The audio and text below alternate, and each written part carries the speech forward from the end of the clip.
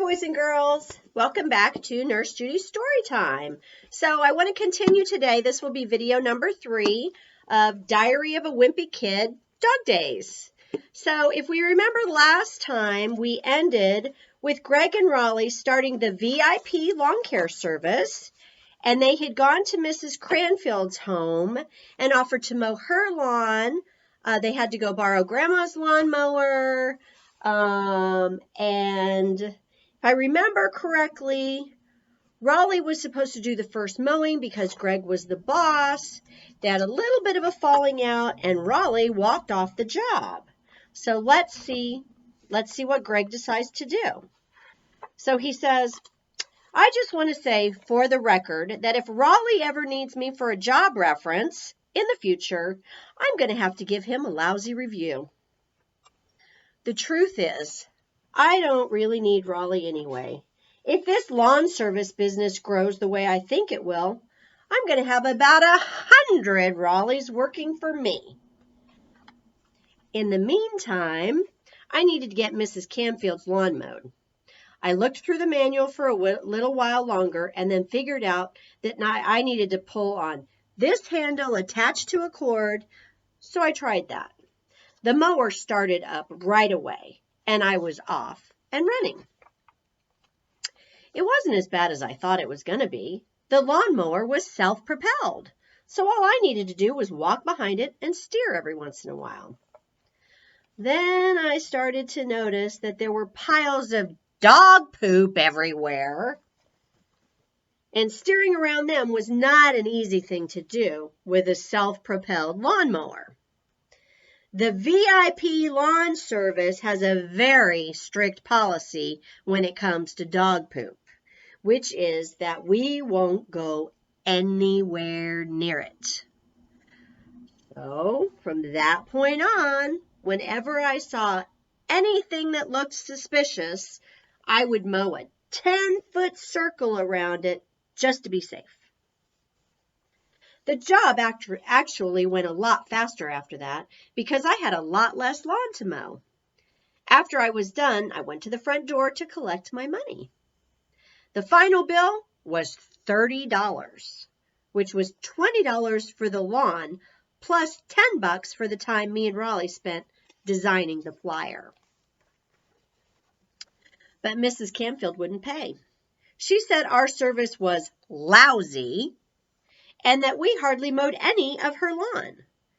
I told her about the dog poop issue, but she still wouldn't cough up what she owed me.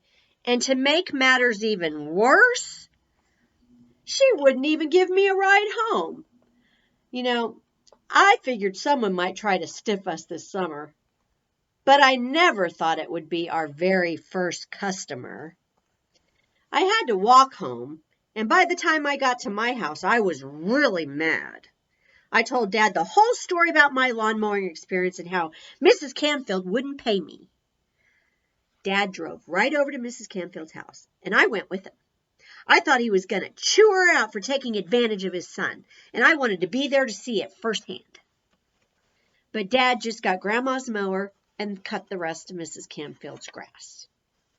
When he was done, he didn't even ask her for any money. The trip wasn't a total waste of time, though. When Dad wrapped things up, I planted a sign in Mrs. Canfield's front yard. I figured if I wasn't going to get paid, I might as well get some free advertising for all my trouble.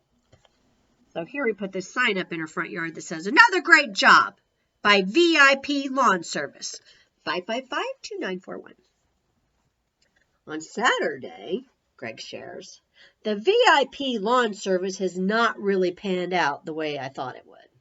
I haven't had any work since my first job, and I'm starting to think that maybe Mrs. Canfield has been bad-mouthing me to her neighbors. I thought about just giving up and closing our business, but then I realized that with a few tweaks to the flyer, we could start things back up again in the winter. VIP snow removal. You've tried the best. You've tried the rest. Now go with the best. The problem is, I need money now. I called up Raleigh to start brainstorming new ideas, But his mom said he was at the movies with his dad. I was a little annoyed because he never bothered to ask me if he could take the day off. Mom's not letting me do anything fun until this fruit smoothie bill is paid off. So that meant it was up to me to figure out how to earn the cash. I'll tell you who has a lot of money, and that's Manny. I mean, that kid is rich.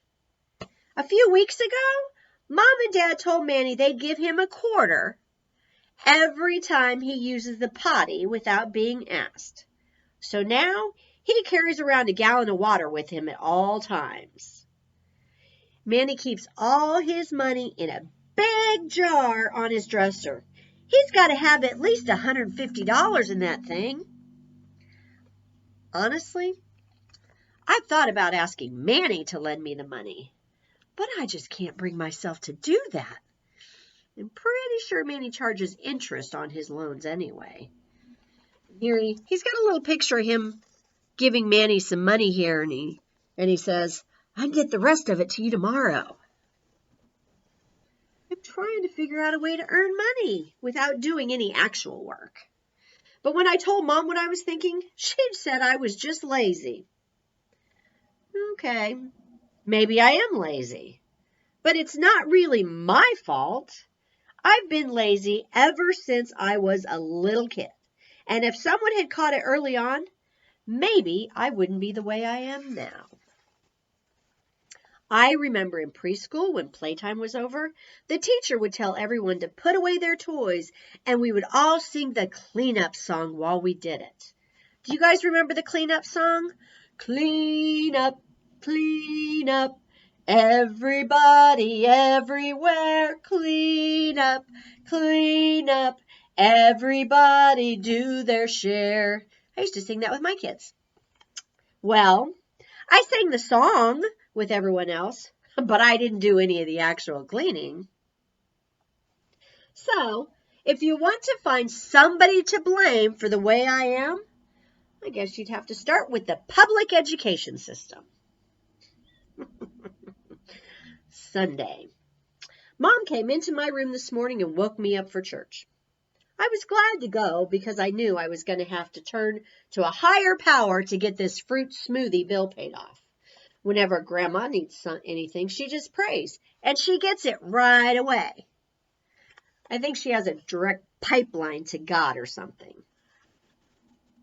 And it shows Grandma praying here, and she says, "Dear Lord, please let me find my Dollar Savers coupon book." For some reason, I don't have that same kind of pull. But that doesn't mean I'm going to quit trying. And so here we have Greg on the floor, kneeling and praying. And he says, "Dear Lord, please let Mr. Jefferson get hit on the head so he forgets about the money I owe him. And please let me get past the 3rd level of Twisted Wizard without having to use any of my bonus health packs. Amen. And thank you in advance." Not sure where that's going to get him. Today's sermon was called Jesus in Disguise, and it was about how you should treat everyone you meet with kindness, because you never know which person is really Jesus pretending to be someone else. I guess that's supposed to make you want to be a better person. But all it does is make me paranoid, because I know I'm going to just end up guessing wrong. And there's a gentleman here, and he says, "Wow, thanks for shining my shoes." Greg says, "No problem, Fred." But you have this gentleman walking by whistling, and you just don't know. Maybe that's Jesus. Treating each other with kindness. That's the important part. So they passed the donation basket around like they do every week, and all I could think was how I needed that money a lot more than whoever it was going to. Oh, no. But Mom must have seen the look in my eye, because she passed the basket to the row behind us before I could take what I needed. Monday.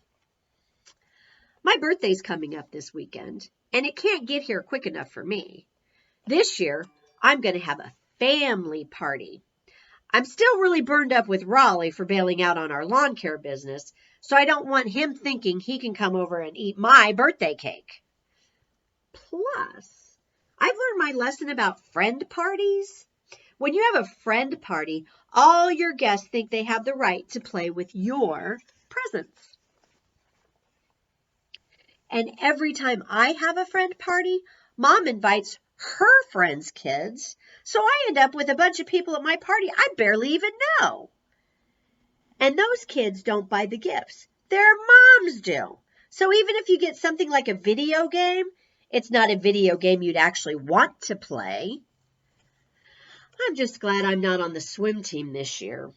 Last year, I had practice on my birthday, and Mom dropped me off at the pool. Everybody be sure to wish Greg a happy birthday. Uh-oh. I got so many birthday noogies that I couldn't even lift my arm to swim. Looks like everybody was giving him birthday noogies. I don't like birthday noogies. Singing the song to me is good enough. So when it comes to your birthday, I've learned it's best to just keep kids out of the equation. Mom said I could have a family party as long as I promised not to do my usual with the birthday cards. And that stinks because I have a great system for opening cards. I put them all in a neat pile, and then I rip each one open and shake it to get the money out. As long as I don't stop to read anything, I get through a pile of 20 cards in under a minute. Score! Mom says the way I do it is insulting to the people who got me the cards. She says this time around I have to read every card and acknowledge the person who gave it to me. That'll slow me down, but I guess it's still worth it. I've been doing a lot of thinking about what I really want for my birthday this year. And what I really want is a dog. I've been asking for a dog for the past 3 years, but Mom says we have to wait until Manny's completely potty trained before we get one. Well, with the potty training racket Manny's got going on, that could take forever. The thing is, I know that Dad wants a dog too. He used to have one when he was a kid. I figured all Dad needed was a little nudge on Christmas. And on Christmas last year, I saw my chance. My Uncle Joe and his family stopped by our house, and they brought their dog, Killer, with them. I asked Uncle Joe if he wouldn't mind hinting to Dad that he should get us a dog. But the way Uncle Joe did it probably set my dog-getting campaign back 5 years. Boy needs a dog, Frank. The other thing I have no chance of getting for my birthday is a cell phone. And I can thank Roderick for that. Mom and Dad got Roderick a cell phone last year, and he racked up a bill for $300 in 1 month. And most of that was from Roderick calling Mom and Dad from his room in the basement to ask them to turn up the heat. So the only thing I'm asking for this year is a deluxe leather recliner. My Uncle Charlie has one, and he practically lives in that thing. The main reason I want my own recliner is because if I had one, I wouldn't have to go up to my room after watching TV late at night. I could just sleep right in the chair. Plus, these recliners have all sorts of features, like a neck massager and adjustable firmness and stuff like that. I figure I could use the vibrate feature to make Dad's lectures a lot more tolerable. And you really need to stop leaving your dirty clothes in the bathroom. Vroom goes his chair. The only reason I'd ever need to get up is to go to the bathroom. But maybe I should just wait until next year to ask for a recliner, because I bet they'll have that taken care of in the new model. Boys and girls, we're going to stop our story right there. I hope you enjoyed it, and I want you to come back next Saturday, and we will continue with Diary of a Wimpy Kid, Dog Days. See you next time. Bye-bye.